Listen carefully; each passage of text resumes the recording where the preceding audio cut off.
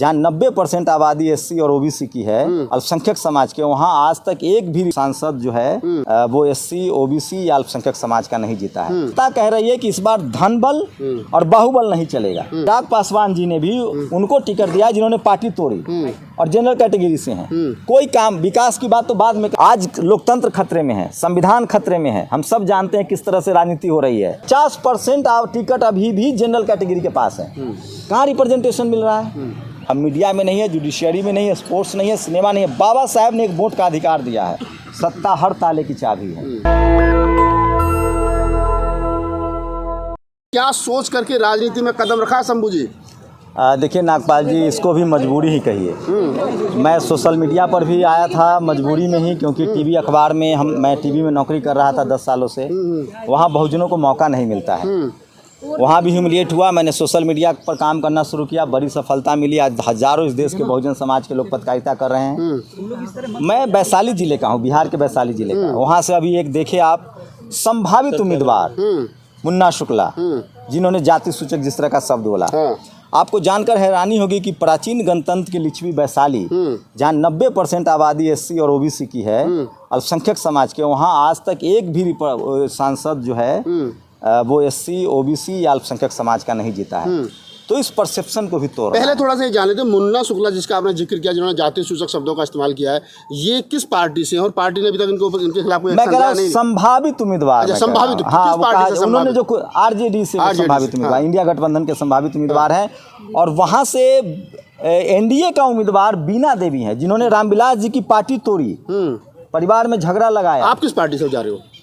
देखिए, मेरी औकात बहुत पार्टी की तो नहीं है, लेकिन मैं बहुजन आंदोलन वाली पार्टियों के साथ ही जुड़ूंगा, बहुजनों के साथ ही जुड़ूंगा, ये तय है। बसपा?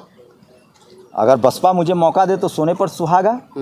मैं बहुजन, वहाँ मैं अभी फिलहाल बहुजन समाज की बात कर रहा हूँ, बहुजन रिप्रेजेंटेशन की बात कर रहा हूँ। किसी पार्टी के शीर्ष नेतृत्व से बात हुई है?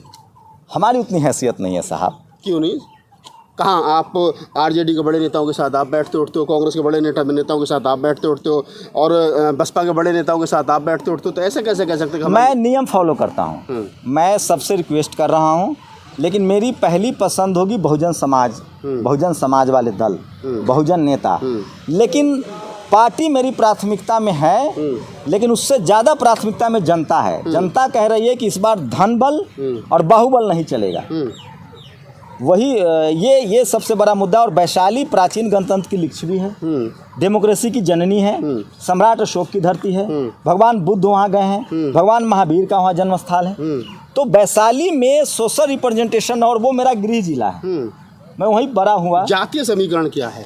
वहाँ 90% एससी ओबीसी और एससी वोट है, और अल्पसंख्यक समाज का वोट है 90%। आप ओबीसी हैं जी।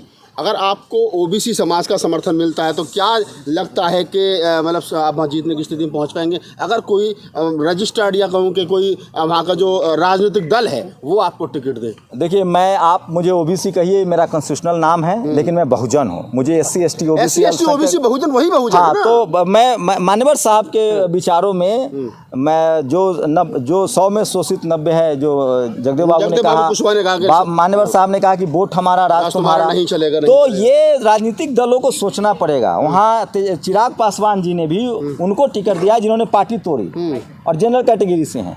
कोई काम विकास की बात तो बाद में करेंगे। कहीं ना कहीं आपकी नाराजगी वहाँ के जो स्थानीय दल हैं, चाहे आरजेडी है, चाहे एलएनजेपी है, जो भी है, उनसे भी नाराजगी है कि उन्होंने भी उन्हीं लोगों को मौका दिया। 75 साल हो गए सर, 75 साल उन्हीं लोगों को मौका दिया है। लालू यादव का इतना सम्मान है। आप सोचिए, लालू यादव जी, नीतीश कुमार, रामविलास पासवान जी धनबल से राजनीति करते हैं। जनता ने उनको सर आंखों पर बैठाया है, सम्मान है उनका। मान्यवर कांसीराम साहब ने साइकिल से देश बदला। आज लोकतंत्र खतरे में है, संविधान खतरे में है। हम सब जानते हैं किस तरह से राजनीति हो रही है। ऐसे में तमाम बहुजन दलों की तरह निगाह है।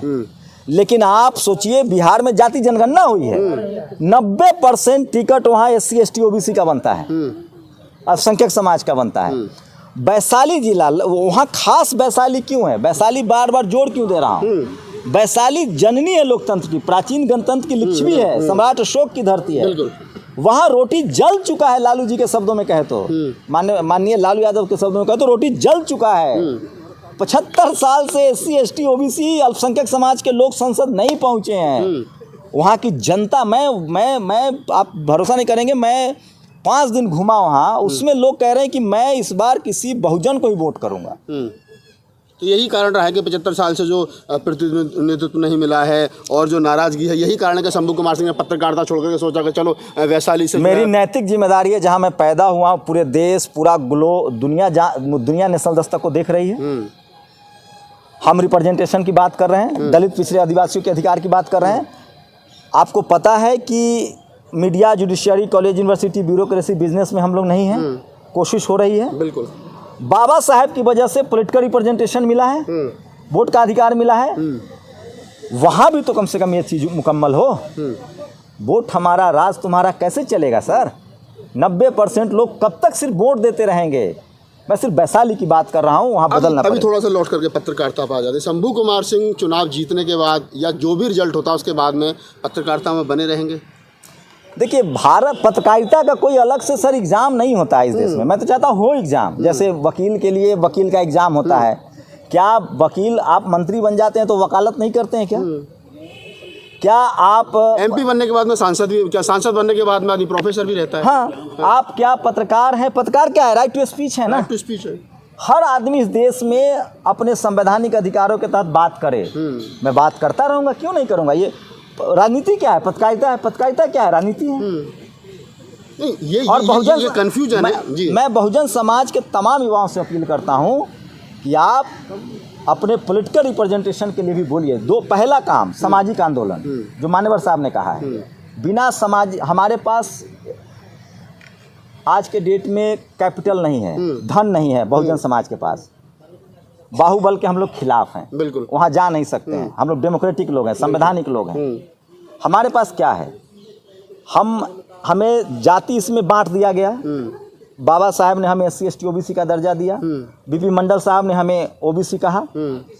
हजारों जातियों को एक जगह पिरोया। आज हम बहुजन बन रहे हैं। मैं पिछले 10 साल से, अगर इस देश की सामाजिक बहुजन जनता को लगता है कि 10 साल में मैंने पत्रकार के तौर पे अगर बहुजन समाज के लिए कुछ किया है, उनको सामाजिक रूप से जड़ें मजबूत की हैं, तो अब राजनीतिक फसल काटने की बारी है। मान्यवर साहब ने कहा है, जिस समाज की सामाजिक जड़ें मजबूत होती है, उसी की राजनीतिक जड़ें मजबूत होंगी। आप 10 साल से, जो मैं तो अपने बारे में नहीं कह रहा हूँ, जिन लोग की नौकरियां गई हैं, डॉक्टर रितु, उनको टिकट मिलना चाहिए पंजाब से। लक्ष्मण यादव, उनको टिकट मिलना चाहिए यूपी से। लखनऊ यूनिवर्सिटी के दलित प्रोफेसर जिन पर हमला हुआ, संघियों ने किया, उनको टिकट मिलना चाहिए यूपी से। वो तमाम लोग जो जेल जा रहे हैं, जिनकी नौकरियां गई हैं, जिन्होंने अपने जीवन को खतरे में डाला है पिछले 10 साल में, जो सड़कों पर विपक्ष की भूमिका में है। राजनीति विकल्प है, सामाजिक आंदोलन और राजनीति, ये सबसे बड़ा विकल्प है। आप मानिए ना मानिए, मैं पिछले 10 साल से सामाजिक आंदोलन चला रहा हूँ पत्रकारिता के जरिए, और राजनीति में भी हमें भागीदारी करनी होगी। तो सोचिए, SC ST आज भी रिजर्व सीट से आगे नहीं बढ़ा है। क्यों? कैसे हमारा रिप्रेजेंटेशन तय होगा? कितनी आबादी है SC ST की? चंद्रशेखर से कोई बात हुई है? नहीं, उस पर आऊँगा। 25% आबादी है ना SC ST की, बिल्कुल। आज भी रिजर्व सीट से आगे नहीं जा रहे हैं। OBC की आबादी 65%, 60%। आज उसका टिकट कितना है? अभी आकलन कीजिए आप तमाम राजनीतिक दलों का, नेशनल दलों का, कांग्रेस और BJP का। भाई साहब, 50% टिकट अभी भी जनरल कैटेगरी के पास है। कहाँ रिप्रेजेंटेशन मिल रहा है? फिर मैं वही आ रहा हूँ, चंद्रशेखर रावत से कोई बात हुई है समर्थन को लेकर के, उनकी पार्टी के समर्थन को लेकर के? अगर कोई पार्टी टिकट नहीं देगी तो क्या केतली, क्या नाम है, आपके हाथ में भी होगी? मैं वैशाली का हूँ, वैशाली की जनता से बात कर रहा हूँ। वैशाली की जनता मुझे सराखों पर बैठाएगी तो इस देश के तमाम बहुजन समाज के लोग सराखों पर बैठाएंगे, तो हमारे अपने लोग तो अपने साथ आएंगे। कब जा रहे हैं नॉमिनेशन के लिए? देखिए, वहाँ नॉमिनेशन के लिए भी लंबा समय है। वहाँ 5th फेज में चुनाव है, तो लंबा समय है। लेकिन वहाँ के लोगों की बहुत डिमांड है। मैंने कल वीडियो डाला, लोगों से राय लिया। आप देखिए जाके, हम तो झूठ भी नहीं बोलेंगे, 75% बहुजन हमारे साथ है। जो 10% जो लोग खिलाफ में बोल रहे हैं, उनका कैटेगरी चेक कर लीजिए। कैटेगरी चेक कर लीजिए। आप शंभू कुमार सिंह हैं हमारे साथ। एक बात और वैशाली के लिए जोड़ दूँ, मैं इस देश के बहुजनों से अपील करता हूँ, सड़क का नेता चुनिए, मान्यवर कांसीराम की तरह, बहन जी की तरह, जननायक कर्पूरी ठाकुर की तरह, जगदेव बाबू की तरह। चंद्रशेखर की तरह आप इन लोगों को चुनिए। चंद्रशेखर भाई चुनाव लड़ रहे हैं, स्वागत है उनका। तो मैं फिर कह रहा हूँ कि इस देश के तमाम बहुजन समाज के लोगों को, सड़क के लोगों को चुनना चाहिए और बहुजन रिप्रेजेंटेशन बहुत ज़रूरी है। हमारे पास संपत्ति नहीं है, हम मीडिया में नहीं है, जुडिशियरी में नहीं है, स्पोर्ट्स नहीं है, सिनेमा नहीं है। बाबा साहब ने एक वोट का अधिकार दिया है और हमारे महापुरुषों ने संघर्ष किया है। इस वोट के अधिकार से, और मान्यवर साहब की एक लास्ट लाइन, सत्ता हर ताले की चाबी है। बहुजन समाज को अपना रिप्रेजेंटेशन 90% बहुजनों को चुनाव जीत के आना पड़ेगा संसद में। नेशनल दस्तक की आपसे गुजारिश है कि अगर इसको बचाना चाहते हैं तो नेशनल दस्तक को सब्सक्राइब करने के लिए रेड कलर के सब्सक्राइब बटन को दबाएं, फिर बेल आइकन की घंटी दबाएं। नेशनल दस्तक को बचाने के लिए बहुत जरूरी है कि हर खबर को शेयर करें, लाइक करें, कमेंट जरूर करें।